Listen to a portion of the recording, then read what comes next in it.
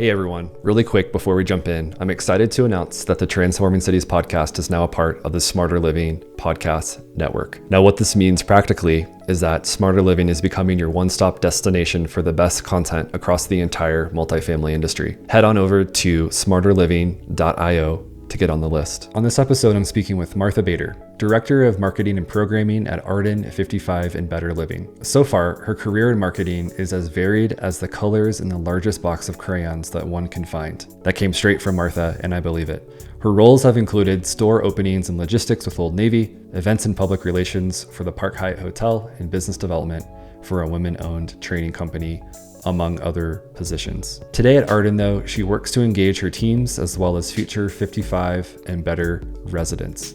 We dove into a lot of topics on this conversation, including pre-leasing, community building, and just at its core, what it means to be in community as a human being, and perhaps what we're missing today as people searching for connection. Please welcome to the program, Martha. Let's jump right in.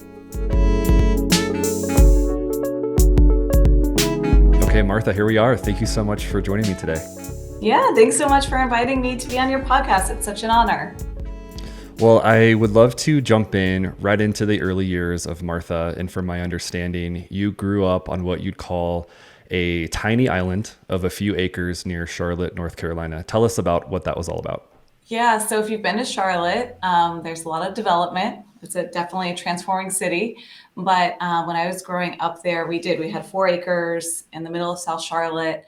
So we got to experience both that kind of like rustic element of trees and nature and running around and playing in the dirt. But my backyard was literally Charlotte. So this blend of nature and the big city all at once. And I think it's a unique blend because not many people can have this little island of nature in the middle of a big city. Yeah. And what about your family? Did you have any impressionable brothers or sisters running around that were kind of working with you on that tiny island? Well, I think that every brothers and sisters and family member is always impressionable, whether it's good or bad, right? Yep. Luckily, I had a really positive, impressionable family, and my sister is so different than I am, and my absolute best friend, but she is approaches the world in a very logical, practical, sensible way, and she's a lawyer, and she's the best older sister that made sure I stayed out of trouble. And so it worked out really well to have her as my better half growing up. And I would say my father, I look exactly like him and probably am also most like him as far as personality. We're pretty outgoing, love people, willing to try a little bit of everything. And so that's been a positive role model. And again, it's very interesting to see myself age into him as well. And my mother, while we were not close, my parents are divorced. She's an incredibly creative person. And I think that she taught me a lot of lessons on how to see the world in a different light. And that's carried me really well throughout this world to see things through different lenses, maybe rose-colored glasses or not. But everybody that you touch does leave an impression on you, I think. Absolutely. Yeah. And so the way I remember us chatting through this is you actually you attended a Latin school, I believe. I'm a total newbie and novice about what the Latin school is all about. So maybe you could educate me as well as the listeners on what that experience is like. Is that rooted in a specific tradition? Is it religious based? Is it Renaissance based? I'm super curious. I didn't have time to dig into this before our conversation. So give me the download. Yeah, I mean, Renaissance based would be great, which I think it does. It is kind of that. It's not parochial, it's not religious, smaller, based in Latin fundamentals. We did not grow up speaking Latin, and I was there from pre-kindergarten through 12th grade, so 14 years at the same school with the same 100 people. Was a really good sense of community. And I think a couple of things that came out of that very formative time are that how to think differently as well, how to see things that are coming and watch trends and be open to new things. It's just a different way of looking at the world, I would summarize, instead of learning to test or learning to be particularly skilled in one trade. it's just creating this environment where you are insatiable for knowledge and learning and curiosity. And that is priceless in my mind. So that's my interpretation of a Latin school. That's great. Yeah. And one of the things I wrote down was you said that it was a great foundation for you to cultivate who you were and how you were sort of like growing into how you thought about things around you. Yeah. And I think that sort of puts a cherry on top to that synopsis of that school. That's really cool. I can't say that I knew anyone that went to a Latin school, or obviously I didn't either. That's really great to hear. Yeah. Speaking of school, one of our kind of fun connections that at least I latched onto early on is that we were both on campus at Virginia Tech around the same time. So same 4-year stretch or so. We probably crossed paths at some point. So funny to think back, like maybe you were across the D hall or whatever at a party or something like that. And there's Martha and there's Chris. And then, I won't say how many years later we look exactly the same. We look exactly the same. Guaranteed. Everything. Yeah, exactly. But I attended JMU, but I had a girlfriend at the time and friends and family attending Virginia Tech. And so I was down there a couple times a month. But in your case, what took you to Virginia Tech? What did you end up studying when you got there? Yeah, so I'm from North Carolina. As I mentioned, I went to the same school for 14 years, and I really like people. So I wanted a fresh audience of 35,000 people to meet, I think is what Virginia Tech is. So it's not too far away from my friends, from my family, that kind of thing, but a new area. And Virginia Tech, I mean, I think it's the best in the world, and I appreciate you wearing maroon, even though it's not a Hokie hat. Right. I'll take the color. I'll take it. But it's such a cool blend of people because you're in this small town, and there are many, many different schools. Most people think of maybe the engineering or perhaps the football team. Mm-hmm. They're quite good most Go of the time. Hokies, right? And so you kind of have that, but you also have this great agricultural school, and there's a design school, and there are so many different things. And I wasn't even in any of those ones that you've heard of. I was in merchandising management, but you get this incredible group of 35,000 people that kind of might not ever interact in any other environment. And it's so fantastic because you learn to collaborate and be around some really different people. So I loved it. Really just awesome environment to be with everybody.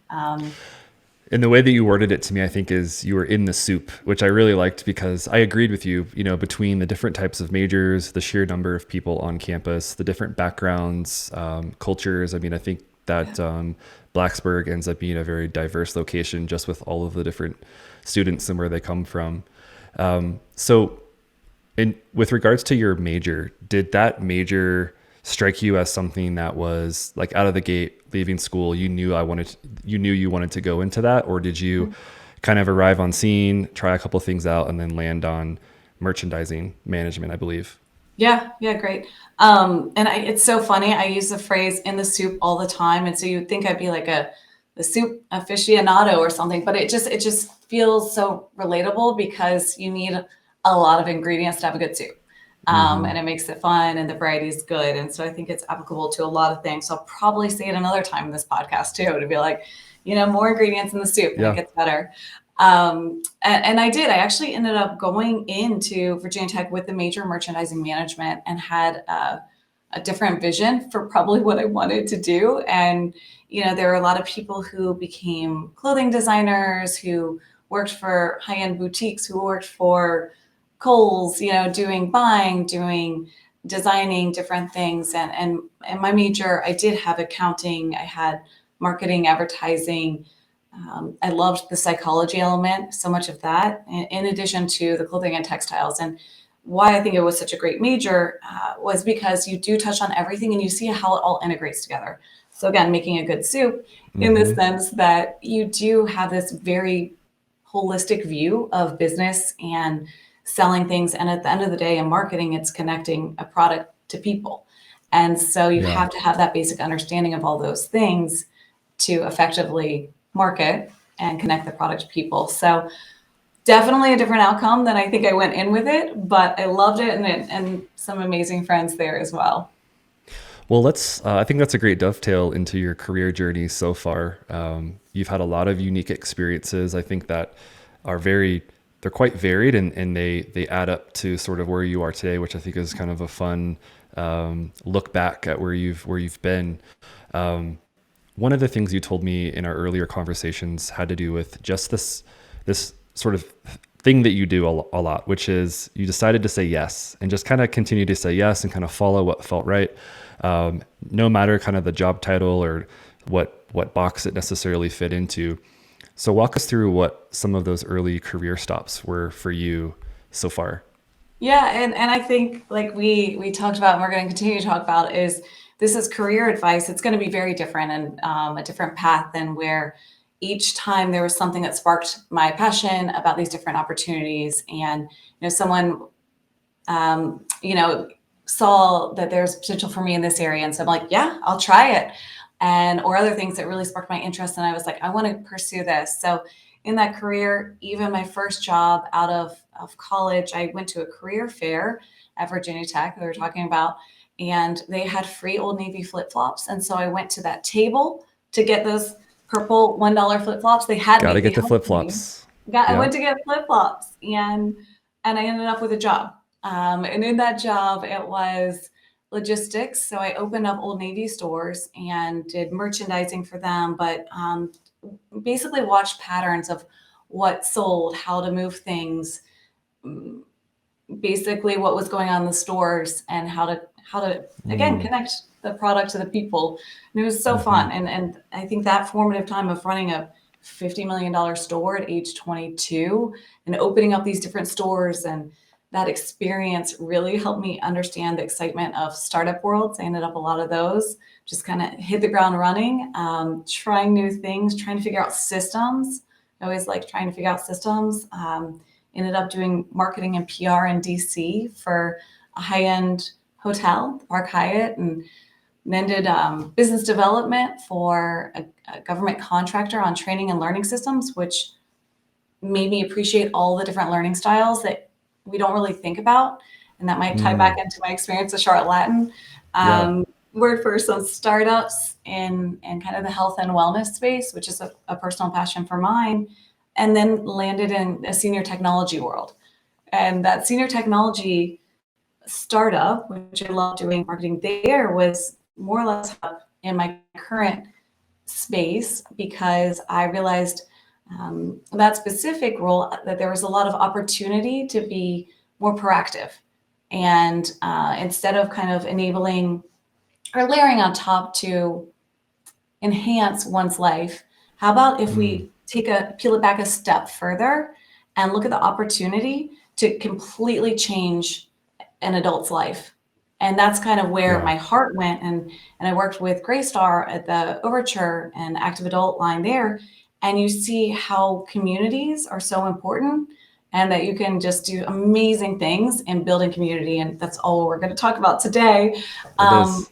but when you look at that career path, it doesn't make sense except for saying yes, following your heart, being open to learning, being open to failing, failing fast, failing forward, and not doing that again.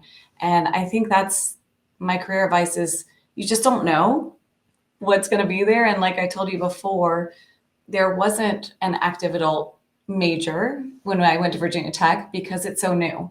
So Hmm. even what you're going to school for today, who knows what's going to be even in existence in a couple of years. Exactly. Exactly. No, I think Yeah. that's great. I think that's great advice. I feel like that is true in so many different fields. I mean, you think about just the last 10 years, how much has changed just in the real estate, multifamily, active adults, Mhm. genres, for lack of a better word, right? Like it changes so constantly that, when you look back on a college journey, it's most likely not where you've ended up, for a lot of people at least. Yeah. But Well, what was your major? And just side note, do you use what your major was now? my major, a little bit of it, I would say. So my major was 3D animation Okay. and design, and so it was a core major, and then sort of like a focus or an emphasis sidebar major, and thought I was going to be an animator from the very beginning, a character animator. Yeah. Dug into programs like Lightwave and Maya back in the day, and loved it, but it just wasn't good enough, and I couldn't compete with all the talent out in California to get into the big shops. And Also, I knew that I didn't love it enough to go after it. And so I ended up continuing my design and development chops, using those to build a business. And the rest is history, I guess. And so now Exactly. that's why I'm here at Authentic doing this podcast and talking to you. Yeah. So same thing. You said yes and followed your heart. Right. That's right. Thanks for listening to this episode of Transforming Cities, brought to you by Authentic. Authentic delivers premier multifamily brand experiences and smart digital marketing. Our proven approach aims to accelerate leasing velocity, boost rental rates, and increase long-term value. Simply put, we see brand as a business asset. You can find out more at authenticff.com. Well, all of this makes me think about life perspectives, career changes, kind of open-mindedness. And for some reason, and I mentioned this last time we spoke, is that it makes me think that you must be an adventurous traveler and someone who likes to get out there and experience new things. And it was sort of a tangent comment, but I thought it kind of brought up some cool themes. Do you think of yourself as a sort of a really adventurous traveler? And do you have any favorite places that you like to visit? Yeah, I think I'm a gypsy at heart. Is what it is. And I think that I love, maybe there was so much stability and in my environment growing up in that sense that I wanted to seek out all the adventure that I could. And that's never left me. And I think, yes, I'm definitely a traveler and curious. And I might go back to that Latin root as well about curiosity. I love traveling in the sense that you get to meet different people, you get to experience all these different things, you're exposed to it, and come back to what you like. And I think when you're out of your element, you can also really appreciate we're all the same, when you asked me that too, I think I told you a story about going on a group on to India, but I was thinking about another one that, my husband and I were in Vietnam and we are at a street place and don't know how to eat all the food. And I don't speak Vietnamese, but this guy was sitting next to us, literally pointed at the menu what we're supposed to order. So we just did. And he's literally showing us how to layer all the things into the food. And this whole thing happens. We're eating next to him. Neither of us are speaking words, but we're just like smiling and he's helping us. And you realize when you're traveling how similar we all are. We're just humans. Again, there's soup. I told you I was going to speak a lot about soup Yep. today. Yeah. But I think that that's the beautiful thing about traveling is you realize how no matter what it is, we're also similar, and humans love humans, and we're going to take care of each other. And I think that's fantastic. I love that. And I think that leads into what you're doing today. So your title is the Director of Marketing and Programming at Arden 55 Plus Communities. So make sure I got that right, because it's a big title. I love the title, but it's a big title, right? What does your day-to-day look like under that type of banner? Because it feels like a lot of pressure to me, because it's just a weighty title, but I know that you've got it on lockdown. I'm just curious to know a little bit more about your day-to-day. Have you seen these muscles? I'm so strong. I I've see got it. it. Got it covered. Yeah, I think it's just like an adventure. It's just like travel because every day is different, and I don't know what's going to happen, and who am I going to meet, and what event is going to spark joy, and what's going to resonate. So I love the big title because it does provide a lot of opportunity, not only for me to grow, but for me to get to meet other people. Arden 55 plus living, we're active adult communities, which everybody should be 55 and better. Fairly new vertical, as we mentioned before, and they're apartment homes. So they're rentals, and it's the most amazing concept in general. And I love talking about it. And that's why I'm here too, talking about, again, how can community living be so beneficial? What can it look like? How can it impact a person's life in addition to the greater community? And just this approach that we've kind of gotten away from in America, where everybody's separate and siloed and trying to be independent and living the American dream. And I think the American dream is a more united front, and it is actually sharing life with each other. Because if you think about your happiest times in general, it might be Virginia Tech, it might be JMU, wherever you went, because you're with your people just doing life. You don't even have to be doing anything crazy great. It could be watching, for me, we watched Desperate Housewives together, my Okay, my that's friends. fair. Hey, you're Things honest. like that. It's just real life. And I think that's the best part Right. about community living is you get to share in real life, and it's just so rich when you have those real interactions and accountability instead of you know, harder, big time things. You might have more surface level conversations, you know? Yeah. Yeah. And in the sake of full transparency, I'll share a little bit about my time at Virginia Tech. One of my favorite shows to watch with just people I knew was actually the Golden Girls. So I'll just say that out loud. It's great. Gigi's reruns, I was all about it. Yeah. RIP to some of the cast, but that was, yeah, you're right. It's just doing life together. It's Very being nice. around, hanging out, having conversation. And that to me, I think is one of the reasons why there is still this confusion around, you said 55 and better, which I think is Mhm. great. 55 and better versus like senior living, or like some of these terms that have come to mean nursing home, Mhm. or like bad smells, or, oh, like where we don't want to see the people anymore. And I think that's, it's great that you've come on here to not only talk about kind of that aspect of it and sort of the reframing of this phase of life, but just the community aspect of that as well. So talk to me a little bit more about, you called it a shared vision for these communities. So dig into that a little bit with regards to what that means, because I'm curious what active means, 55 and better means, and kind of how it all fits together when you're putting these Yeah, communities yeah, together yeah. one And by I one. think you're spot on in the sense, kind of, there are these different spaces and options for community living, whether it is a traditional rental, conventional apartment home, has a cool pool, might have ping pong, might have great gym, all those things, which we do as well. The difference between that and maybe an active adult community is those people might be 25 to 45 and spending a lot more time at work, Mm-hmm. and they're not investing as much in that community because work and their other friends or their family. I know you have a small child, you should spend time with them. That's a good priority. So it's a different kind of chapter in your life. And then traditional senior living has things like buses and meal plans and more care and that kind of thing. And they're great for if you need that. But there's this big gap in the middle of very active people who are living their best life, and something like set meal time is not exciting for them, right? They're still cooking their own. For me, I eat some weird things. I love green juices. I'm not going to be eating chicken. Like, so that's not going to fit my lifestyle too. And what I kind of talk about a lot is 55 is young. It's really young. And I'll say, like, who is it? Julia Roberts and Daniel Craig. They are 55, right? So they could live in our communities. They don't, but they could live in our communities, and they don't need meal plans, right? You think about maybe the average age, 65 to 75. And again, I always kind of spitball celebrities because people can understand that a little bit better. But Sharon Stone and Alec Baldwin, 65. So they might be around our average age. Or Elton John, he is over our average age. He was selling out concerts in Carnegie Hall and all these places last year.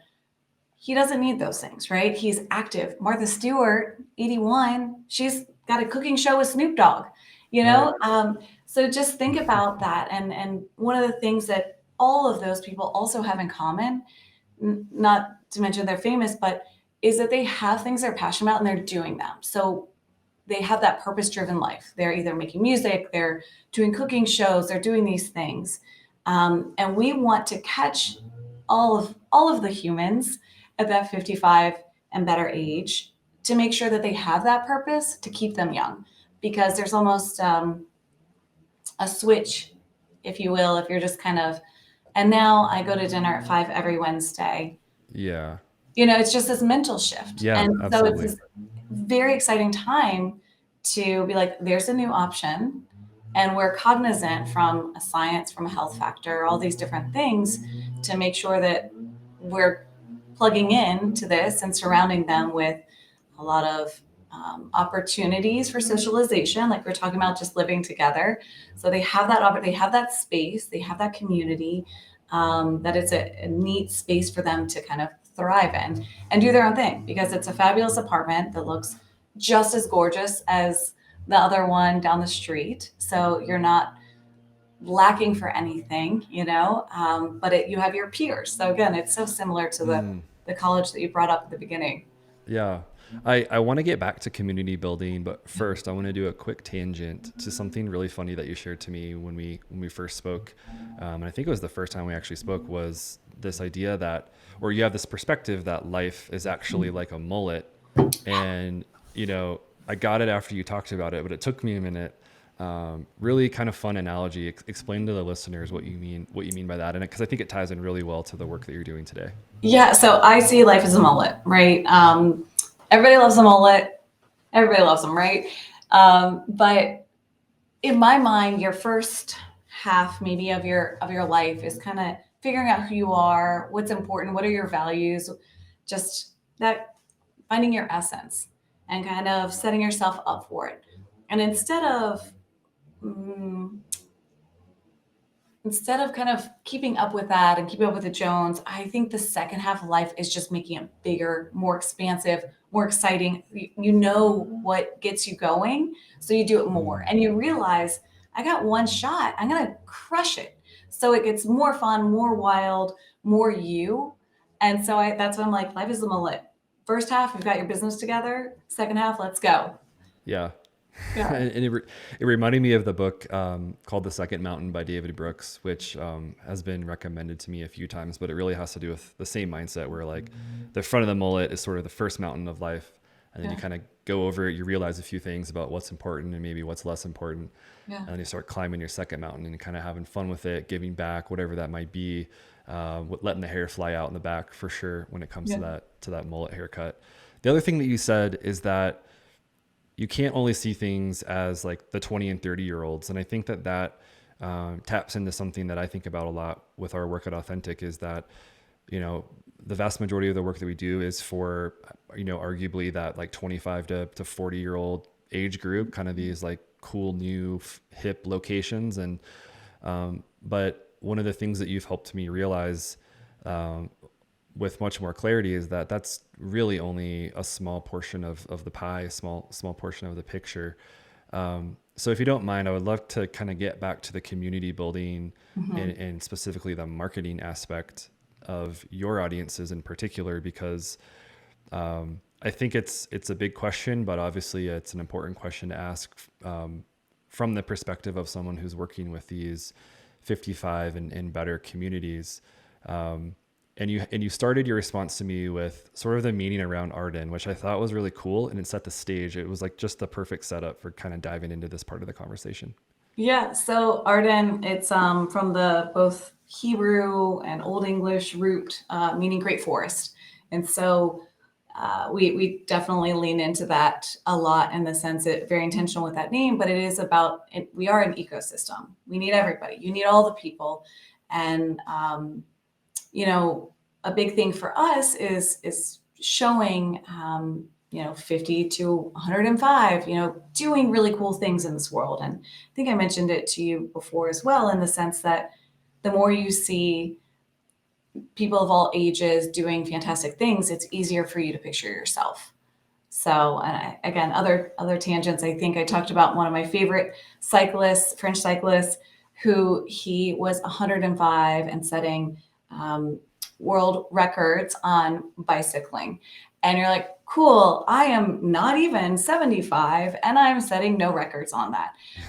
So it's just great to see people doing really fantastic things. So one of our goals is also to have, similar to the whole ecosystem, showing people of all ages doing awesome things, because the media and even advertising, you'll see maybe only negative things for when you're getting more like pharmaceutical commercials or something. Yes. Primarily.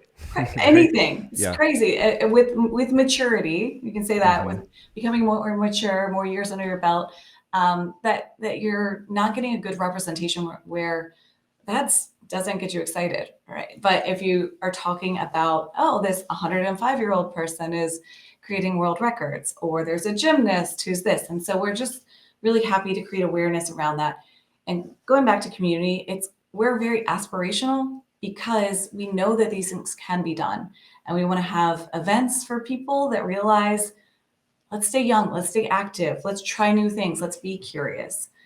Because it keeps you active longer, similar to Elton John having a purpose and trying new things. Or again, Martha Stewart now having a cooking show with Snoop Dogg. It's just this correlation. And if we keep talking about it, the more commonplace it is in Yeah. that regard. Yeah, and I love the seed analogy too, because you talked about how, these different seeds that you kind of throw out for these communities, like every community is a different tree. Not one of those trees is going to be the exact same. It's not going to form the same way. It's not going to grow the same way. It's not going to evolve. It might not even be the same. Might not even be the same type of tree, right? And I really liked that, where I think you said one community may be super like heavy into jazzercise, and the next one may be interested in hiking or calligraphy or volunteering. I thought that was really a special way to think about creating a core why for community. And so that's really cool that is sort of the underlying value system for Arden. Yeah, and I think to put a little more color around that too, in the community building aspect, that we go back to the trees and community building in the sense that to find out what the flavor is for each community, because they are going to be so different. So we're not forcing this community in North Carolina to only do jazzercise, but if everybody there loves jazzercise, it's going to be blooming and more jazzercise is going to happen. And that's the best part, is when you let the residents shine, the whole community comes to life, and it becomes so vibrant and so full of life, and they're doing what sparks their joy. And so I can set things in place. We'll test programming as we were talking about before, and test events and things like that. But it's the residents that make it. And I don't know if I told you this. We have a room in our buildings called the Green Room, because it's just like any performing artist. It's dedicated to our residents, because they're the star of the show. And that's our philosophy. And I think that should be all philosophies, in the sense of people are amazing. Let's celebrate them, and let them, whatever their true beauty is, to shine, and let them be a giant cedar tree or whatever it is, because we do need cedars and ashes and dogwoods and whatever to make the forest. And then that's Yeah. pretty, or else it'd be pretty darn boring. Yeah, right. Well, I think that gets us into a good part of the conversation here that I'm excited to dive into, because with that resident in mind, I would love to talk about pre-leasing, because pre-leasing is something that is always a hot topic in the market rate luxury world, and kind of this like, how are we going to pull in, the next generation of renters. But the interesting thing is, our multifamily pre-leasing efforts are typically pretty quick, all things considered. But we were talking about how things work with Arden communities, and it makes sense. Your audience isn't necessarily going to align with a lease up cycle where they walk into a leasing office. Okay, 2 hours later, they've signed the lease and they're moving in next week. These aren't 26-year-olds bouncing around everywhere. These are adults. They, potentially are leaving a home. They maybe have a family. There's a lot of baggage, probably literally and figuratively. And so I'm curious how that leasing process actually plays out for you, with those sort of cards on the table, knowing all of that. For sure. So, there might be a handful of residents that fall in love immediately, but that's not the norm. The active adult cycle is a little bit longer than a traditional apartment home. It's also a little bit longer in some regards of senior living too, because senior living is typically more of a needs-based, right? Something happens, they need to move in. So again, we're in that interesting space in between, where it is needs-based. It's just a different needs-based, in the sense that people need people. So they might be moving in for community. That cycle is going to vary based on people, but again, take longer, because you might be downsizing a home, right? Like you said, and it is typically the actual active adult making that decision. The people that we're on the phones with are the person thinking about where they want to be. And it's so important for them to be there, because again, they want to shine too. Where are they going to thrive? So they're going to be looking at more places usually, where a renter for a traditional apartment home might be like, I want to be close to this office, because I'm working, Yep. and I want my commute to be this time, and it needs to have a pool because I love a glass of wine at sunset by the pool. Check. These are my credentials. Right. Exactly. Where, for example, one of our communities, I have a couple that they have 3 kids, and so they could be near any of those 3 in that Charlotte metro. And so that leaves a lot of opportunity because they're like, I want to be near some of these kids, that kind of thing. But you think about what is the best floor plan for what they're living for. But what is that vibe? I always say that your vibe attracts your tribe, and that you can find in that community. And one thing I do think is so interesting, I think I told you this as well, is last year I got to speak with a lot of residents at one of our communities, and out of 75 of them, only one person actually mentioned specifically the apartment home. So Oh, they're like, wow. oh yeah, I love the, the fixtures are great. They can't be bad by any means, but it's the programming that's important. Like what kind of events? Well, it's going to be the staff that's got to be fantastic, the location. It's all of those other things. It's not going to be just one factor. So it's definitely a different pre-leasing process than other places. And digging into that pre-leasing process a little bit more, and maybe even sort of taking a step back as you look ahead to a pre-leasing process and you're thinking about building out a community for these 55 and better groups. How does that work? Are you sort of figuring out the differences in the communities up front? Are you interviewing potential renters? How does the sort of the I'll call it the tactical nature of that come together? Yeah, I would say yes, all of those things. And we're so lucky now in this day and age too, that one, people are starting to know what active adult is. So there's not that whole education time frame where a couple of years ago people didn't know. But 2, we have access to so many different things, to even glean information, whether it is through email, through Google Analytics, like what are those affinity groups, to questions, to just seeing what resonates with people, So the kitchen sink is much smaller as far as, maybe 4 years ago is when we started. We're like, who knows? Let's figure it out. So we do have more data to work with to help drive that. And I think at the end of the day, people love sharing their opinions. I'm here sharing my opinions, and I'm having a great time, and people are listening to your podcast because they like hearing other people talk. So I think that's always a truth source too, just to hear what people think and talk. So it's great when you have those early interested people to help direct kind of that first community event and that kind of thing. And what about from a design perspective? Because I feel Mhm. like so much of the success of a community like this, it must ultimately come down to design, or at least an amenity mix or something that really aligns, quite nicely with the community that you've been building, as you said. Yeah. Are you designing space to fit the needs of a specific community, or do you sort of come to the table and have, like a set of, okay, this is what we normally do, and then we'll kind of adjust or bolt on as Yeah. needed? I'm always so curious about that. So we have some core things that are always going to be in our communities. And when I was in 8th grade, I shattered my leg and was in a wheelchair for many months. Very cool, very cool. And it was very interesting. And I bring that up only because I was very young and very fit and in a wheelchair and had I was so limited. And so I got to experience the world from a place of a different viewpoint, if you will. And so in that, universal design has been something that's been very important to me because, again, what if Elton John lived in our community and he fell off the stage in a performance and broke his leg? He needs to be able to move around our community with ease as well. He's going to get out of it, but he still needs to be able to do that. So there are a lot of subtle things using the universal design concepts, which means anyone of any ability can easily live in this space. And whether it's, the no step shower, so it's an easy transfer.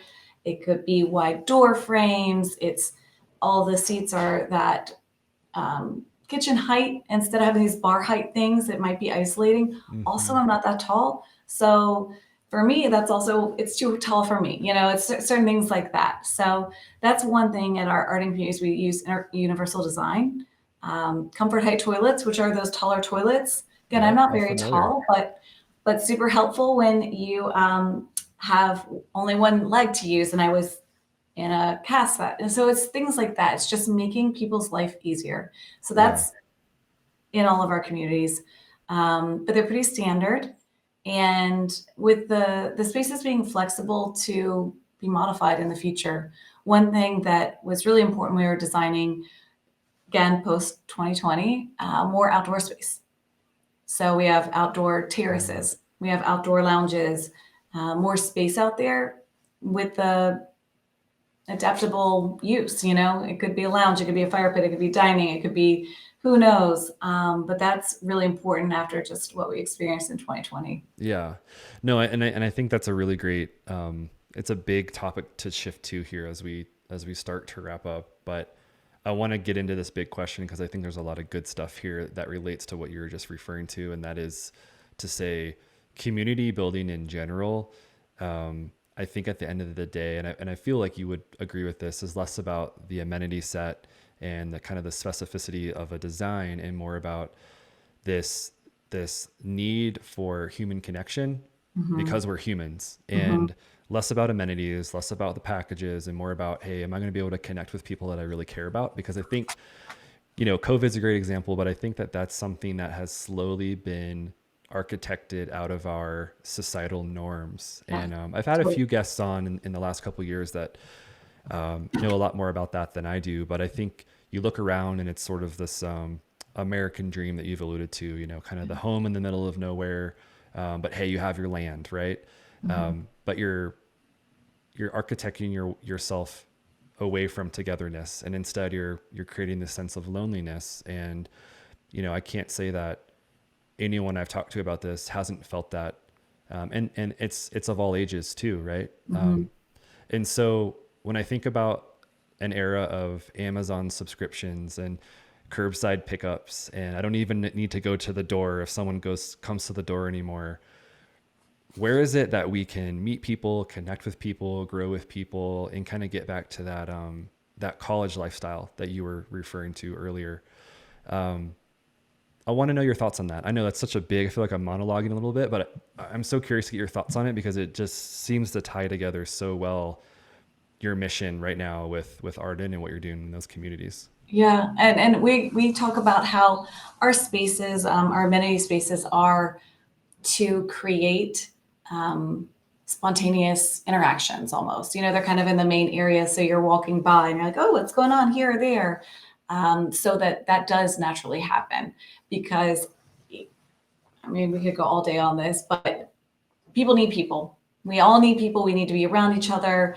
Even if you're not participating, like, you don't have to be a huge extrovert, but you're there with people. There's just a sense of belonging and community.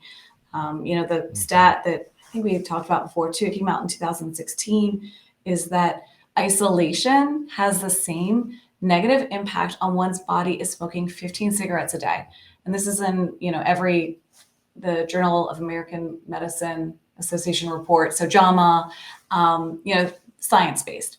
You're like, Yeah. wow, okay. So if you could actually be with people, even just being with them, again, you don't have to do the things, just be with them, like in spaces, feel connected. You're going to live a healthier life.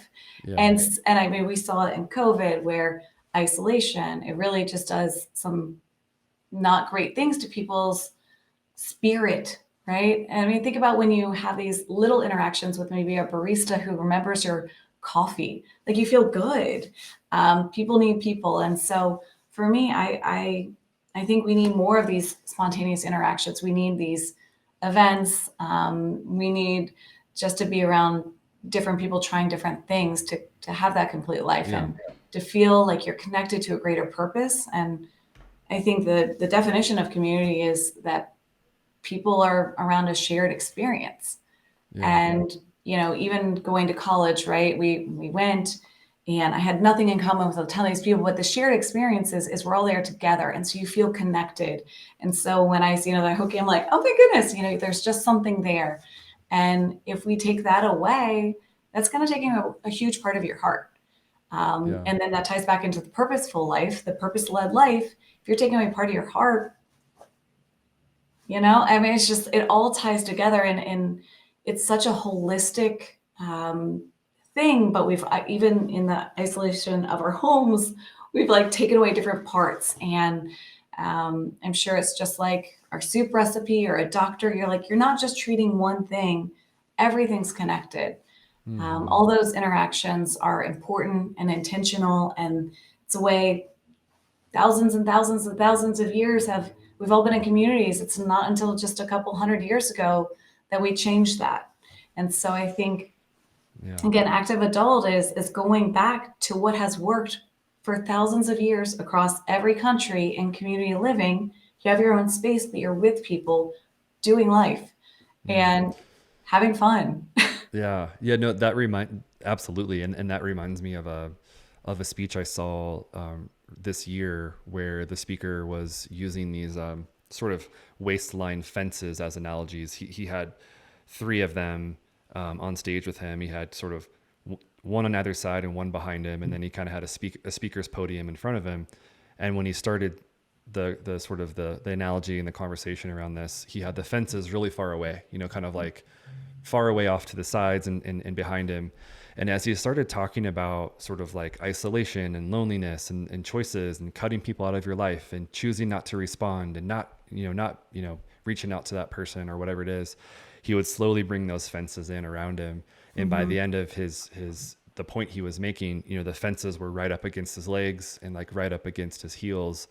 And I thought it was such a good analogy for just as a society over the last decade, but certainly in the last 5 years or so, I feel like there's been so much constriction with regards to that connectedness and the community aspect of our lives that, I think a lot of us are seeking, even if we're not extroverts. Like you said, I'm not an extrovert, but I think that's so important. And it's clearly, as you age, it's arguably more important to continue to have that and to foster that in new ways.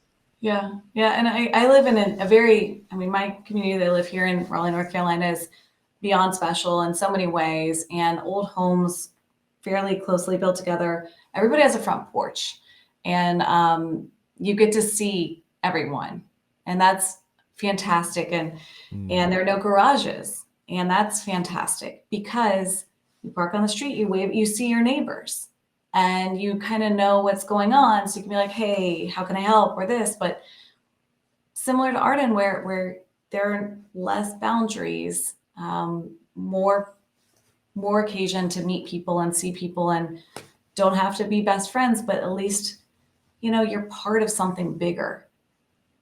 And Exactly. I mean, that's literally the human experience. All of us, every country, Vietnam, India, doesn't matter where. It's just, we're all in this soup together. And the more we embrace that, the more fun we have, I think. What would you say your hope is for the active adult communities in the next decade? Yeah. Well, I think I have a lot of hopes for them. And some of them are just in the element of creating hope for people to be like, aging is freaking fantastic, and it's a mullet, and it's not anything to be scared of. It's like, I can't wait to be there. So I hope that active adult communities rock the boat at all of us, every single one of us, because I think that together as a united front, sharing who we are as a 55 and better option, that's going to change, I think, the way people look at living and aging instead of maybe this other option over here. So I'm like, that's my hope, is that we can combine together and really create a new thought process for people coming up to be 55 and better.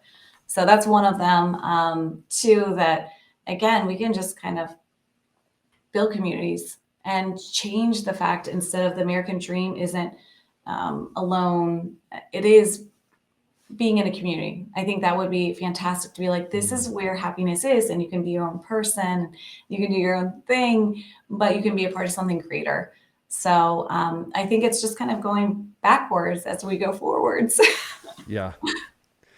Man, Martha, I really have enjoyed this conversation, and one of my favorite parts is this little rapid fire section at the end of the podcast. So I'd love to hit you with a couple questions, get your hot takes here before we jump off. Okay. Okay. So the best change within the active adult community sphere that you have seen since COVID would be blank. What do you think that is?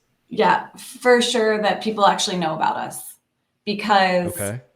in the pandemic and COVID proper, independent livings and traditional senior livings are regulated in a different way. And they were pretty shut down and very regulated. And so people started realizing how free and independent and fabulous this different option was, of peers, of people they wanted to be around. So I think it was awesome for us, because people got to see community living come together and thriving. Yeah. Awesome. And then, okay. So one book that you would recommend to listeners right now. This is always a hard one. Okay, well, I came up with 2 on this one because I love reading. Literally, I could Okay. be like, this book I read all the time. So sorry about that. The Dying of Politeness by Gina Davis, who you know her from A League of Her Own, right? She's amazing. Absolutely. I think all women should read it because it's fantastic. It's empowering and it's finding your voice. I think all people should probably read it, because you should lean into your voice, like we're talking about. And then what was the other one? Oh, I forgot the title. Hold on. The Light We Give. Yeah, that's what it was. Yeah. Yep. The Light We Give. And it is it's written by a Sikh author, and it's about seeing all of us as humans in the light from within. So even though we're different, it kind of holds you to your feet to the fire on your values and your priorities and how do you actually live your life. And it touches on all the crazy subjects of race and religion, and just gives you a really good appreciation for what people go through. And I think it's fantastic, super personal, highly recommend. I'm not sponsored by them. I just think people should read it. It's so good. We'll be sure to include those book notes, links, down into the show notes for this episode. Martha, it's been a pleasure. The only thing to do now is to roll out the red carpet for you. Tell the world what you're up to and where they can find you online as well. Okay. And sorry about this. I am a cobbler's children. I'm inconsistent on my own social media. So you might be a little bit bored, but you can find me on LinkedIn, Martha Bader. And I think you're linking to that. And same thing on Facebook and Instagram. And you'll link to all those, but you'll see a lot of inspirational quotes, some yoga, some flowers. Nothing too exciting or wild, but no reason not to follow you on all the platforms in that case. And yes, we will definitely link everything in the show notes. Yeah. So go ahead and give Martha a follow on one or all of her platforms. But again, Martha, thank you for giving me the space to talk about active adult. I think that it's super important, and how we can continue, how active adult is really transforming cities, just like your podcast. We can transform our little city. Absolutely. And thank you for sharing your story on the podcast. It's been a pleasure. Thank you so much, Chris. Have a good one. You too.